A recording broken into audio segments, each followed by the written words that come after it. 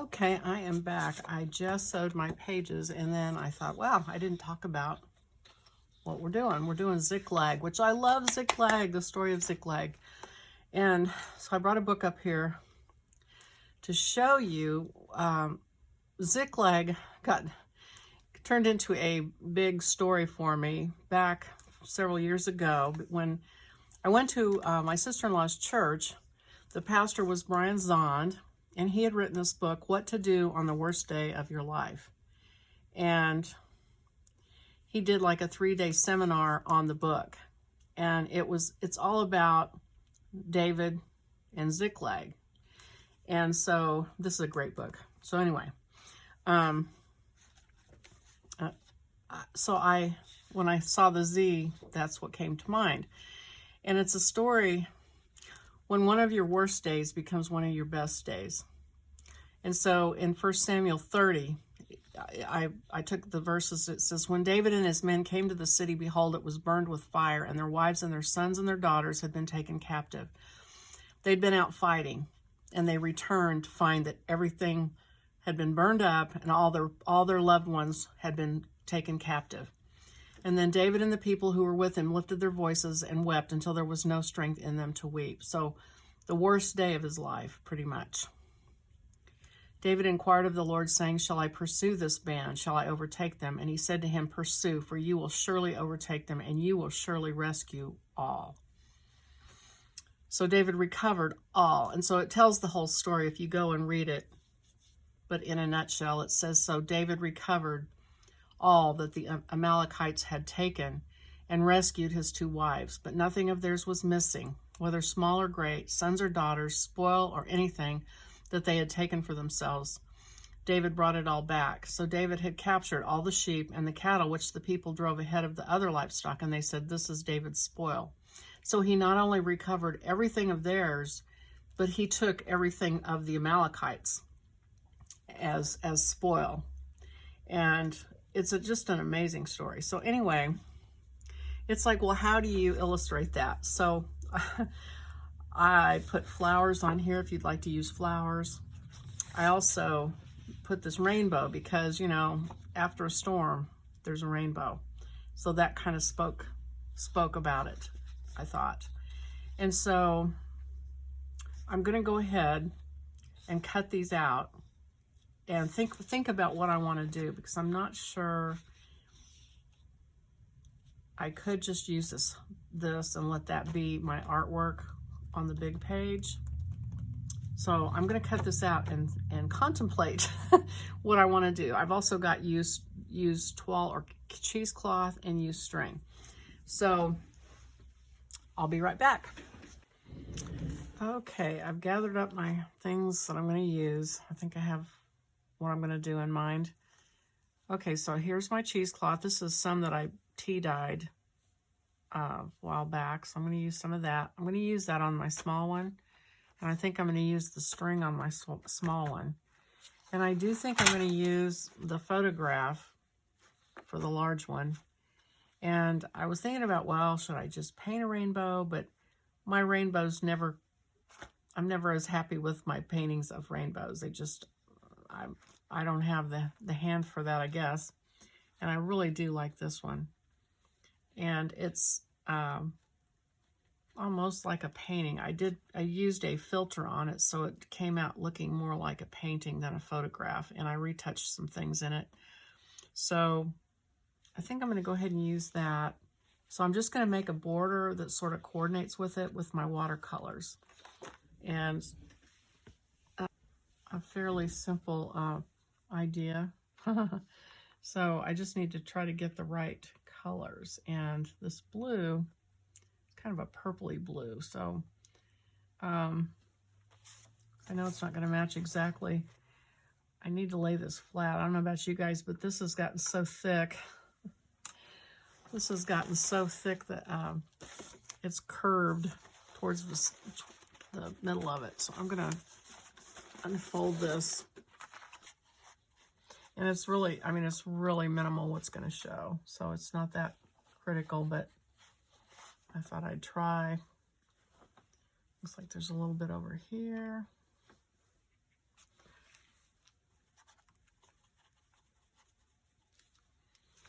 then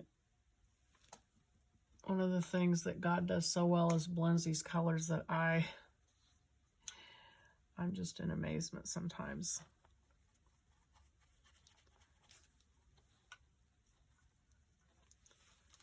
At how he gets these colors to blend together that when I try to do it, it just doesn't come out the same. In the sky and in the flowers.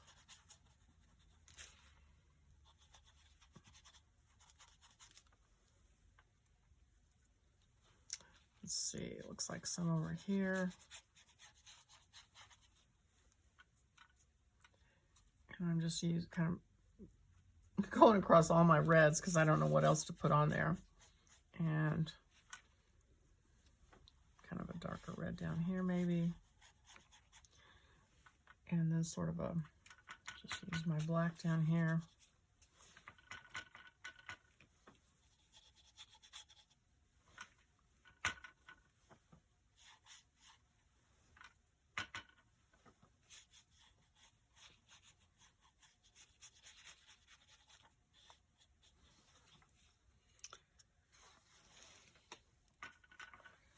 Get it really nice and dark down here if I can.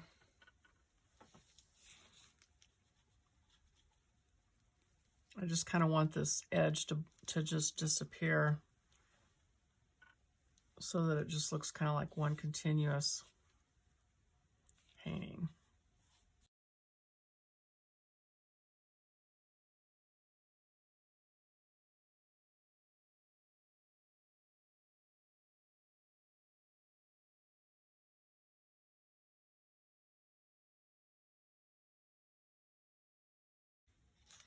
Okay, so I'm going to do that, let that dry.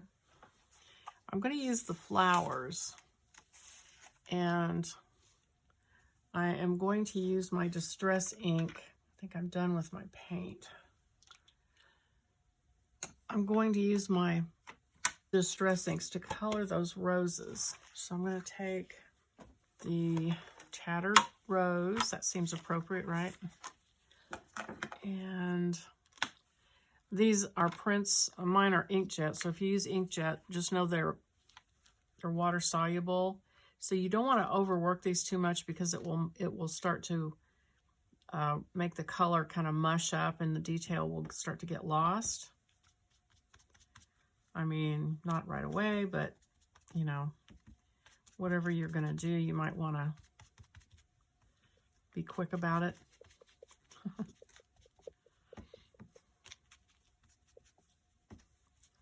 Boy, that is some weird consistency on that ink. I put some Distress refresher on that. See if I can get a little bit smoother. Wow, weird.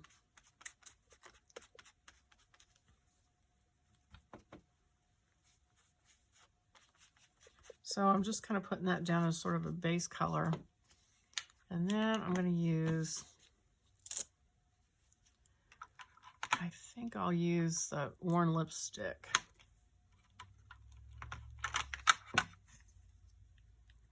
Because it's as close to a pink, I think, as I have. So just going to add touches of that.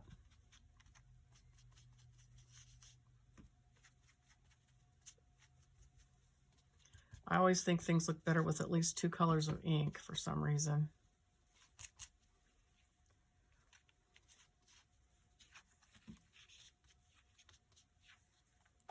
Okay, that looks pretty good to me.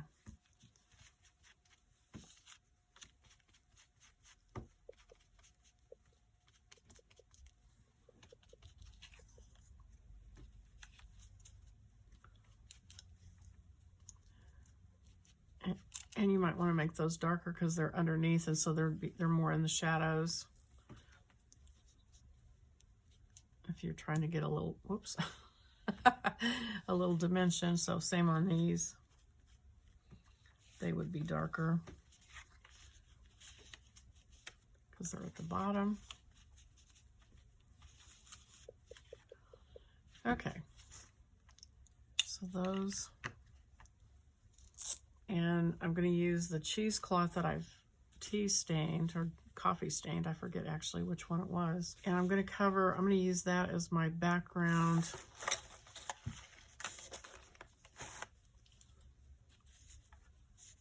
And cut a chunk of that.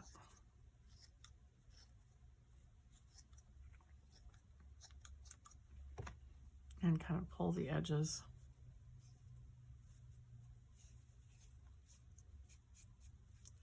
So they look frayed.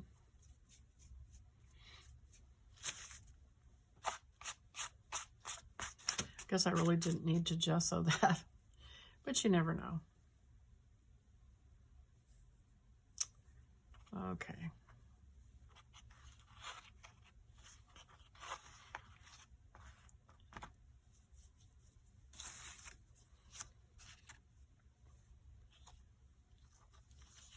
Maybe a big one here. And this here. And let me lay this out because it's a little tight. So I need my Z.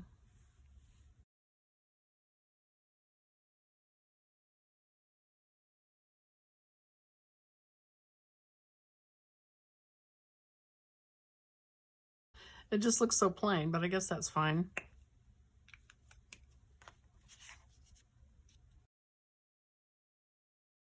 And erase the pencil with my kneaded eraser.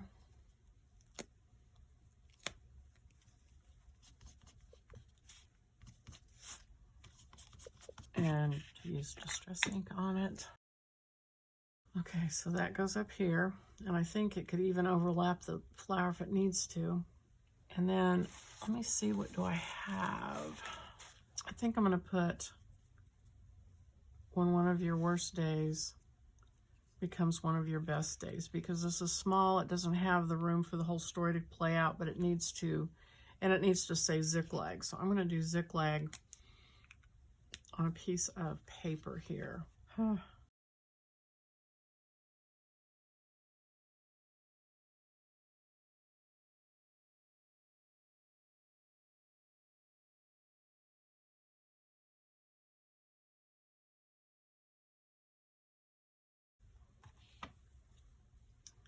Ziklag.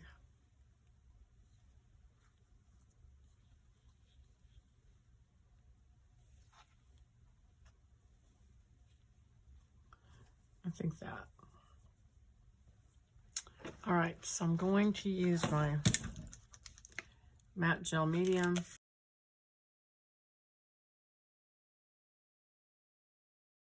And I'm just going to put it here and there so that it grabs a hold. Hopefully it grabs a hold of this and glues it down, but doesn't glue it completely flat.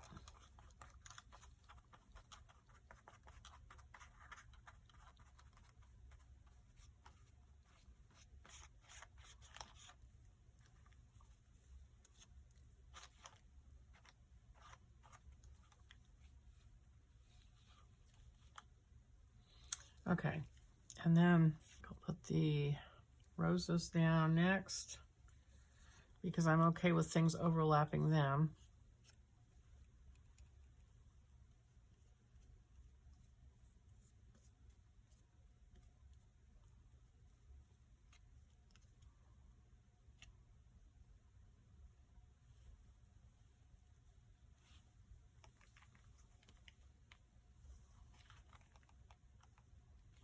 And take a paper towel and press that down.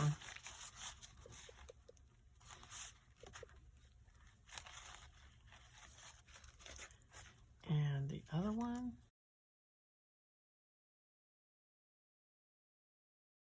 Press that down.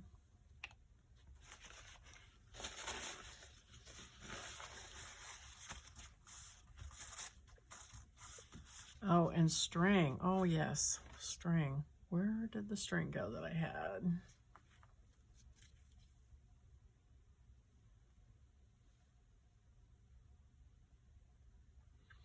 And I think I don't really have a plan for the string, so I think think I'll just cut a bunch of pieces of it and let it be texture.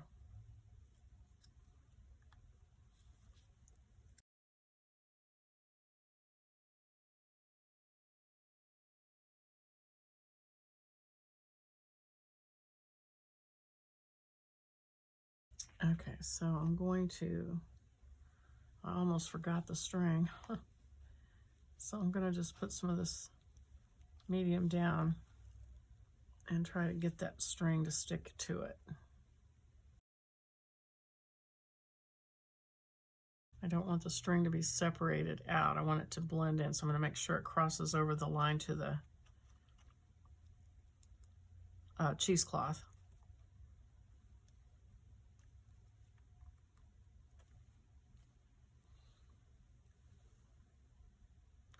And I also don't want them all going in the same direction. So I'm going to turn that one.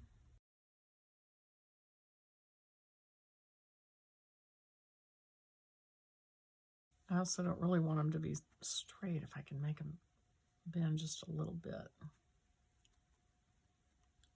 They look a little stiff when they're straight. Let's go back and see if I can shape these just a little bit differently. This is what's funny about these prompts. It causes you to do these unexpected things, and then so many times it does add a lot to it. Kind of takes you off the beaten path of what you thought you were going to do. Kind of reminds me of back in Vacation Bible School when we'd glue macaroni. We'd glue, I don't know if you guys do this. That was big back then. You'd glue macaroni to tin cans. Oh my gosh. And spray them gold and makes all sorts of things for our moms. Oh, our poor moms. One of the things I made was a pin cushion, I remember. It was a tuna fish can. We sprayed the macaroni, glued the macaroni on, sprayed it gold, and then we had some sort of a piece of styrofoam on the top with fabric over it, and that was where you stuck your pins. And I just thought that was awesome. I was so excited for that one. I'm not sure whatever happened to that. My mom took it and I don't remember seeing it after that. Okay. All right. I'm going to let that be on there. Put my N, or my Z on there. Make sure I turn it so it's a Z. And take a paper towel.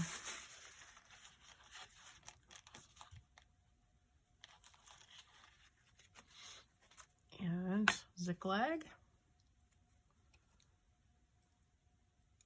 I hope you guys get a chance to look at that book. It's probably, I always buy used books on Amazon. It's been out for a long time, so I'm guessing it's still out there. Probably get yourself a used copy for not a lot of money. And it was cool because that was, as my story that I told the other day about when I got laid off, that was the same year. And so it was all preparation for what was coming. And God got me in that, you know, it was the only time I ever went up there to that church. It was like an hour away from my house. It was the only time I went. And it was just right on time for what I needed. Okay, and you know, another thing he did that same year is he had my sister-in-law invite me to Dave Ramsey's. He was coming for a seminar somewhere, and she wanted me to go with her, and I'm like, sure, I'll go. And then that led to my husband and I going to his, it's called, what is it called? Financial Peace University, I think is what he calls it. And we paid off a bunch of small bills just because. And then little did we know that, you know, I was going to get laid off. And so looking back, you can see the hand of God in your life. And I could see how God had done that for us to get us ready for what was coming.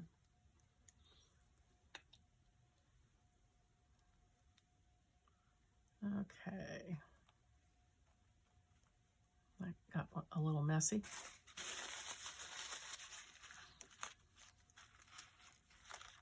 Which I highly recommend. I love Dave. I love Dave Ramsey and his money classes and all the things he does. Okay, so that one's done. And we did our 2 prompts, even though they were on the small one. Okay, so now we'll go back to the big one. And I am going to glue this down because I know that will be the base for everything else. So I might as well go ahead and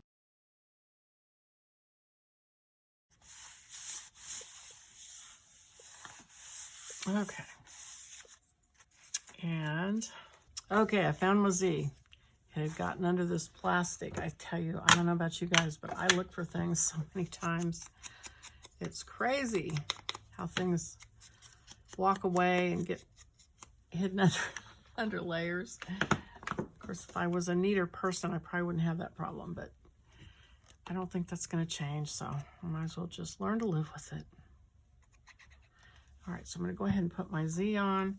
This was a crazy letter. I was not a big fan of that Z, but that alphabet that I used was so pretty. I liked all the other letters except the Z. So it will just have to do. And then, let's see, Ziklag. And then I want to make sure I get all the words. And I think I'll use Trust in the Lord down here. And maybe put that down there. It might be too much. I might just do this. Okay, so let me get this glued on, and I'm going to cut this a little bit because I don't like that straight line on the bottom. So I'm going to cut a little bit more detail into my Ziklag.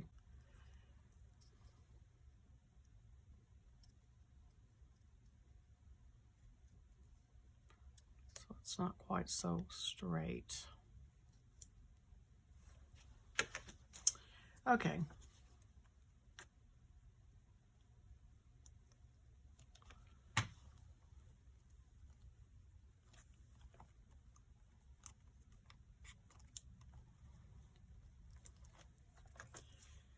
And I'm going to go ahead and finish cutting these lines apart. I keep them together so I don't lose track of where I am. So I get the scripture right. Because as you know, if you've watched this, I have been known to mess my scripture up. I have to pull it up and change it. So I'm kind of excited to go back and look at our little album here, and I will do a flip through video, which I'll have to edit because it's going to take me a long time to go from one letter to the other since I didn't do it in an orderly fashion. They're upside down and backwards and forwards and all sorts of different ways. So I can edit out all that and just show you the actual pages. And I hope that you guys, if you haven't done this, I hope this inspires you to go ahead and give it a shot because you can't mess it up. It's just fun. No rules, just have a good time. Well, I shouldn't say no rules. I mean, we have the game rules, but you know, you do what you want. I gave you the prompts. Actually, they're on the first set of the files. So if you want to play the game and do the prompts, yes. And it was fun. But if you don't, you don't have to. But I hope you'll try doing an art journal. It's different. It uses different muscles than making the journals, but I think it's good practice on different art supplies, things that you might not normally use. Because I forget about my stuff I have. I forget about the supplies sometimes. When I sort through things, I bet you guys do the same thing. You sort out stuff and go through a stack of stuff and you find, oh yeah, I forgot I had that. I want to use that.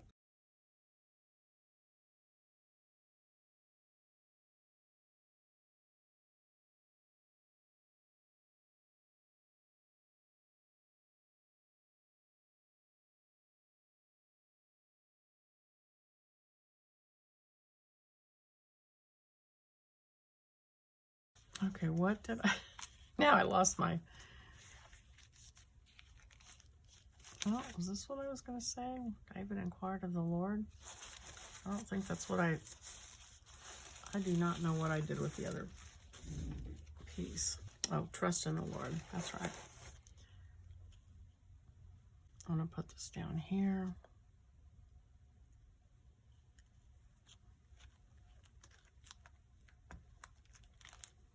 And trust in the Lord up here. Might as well put them all on.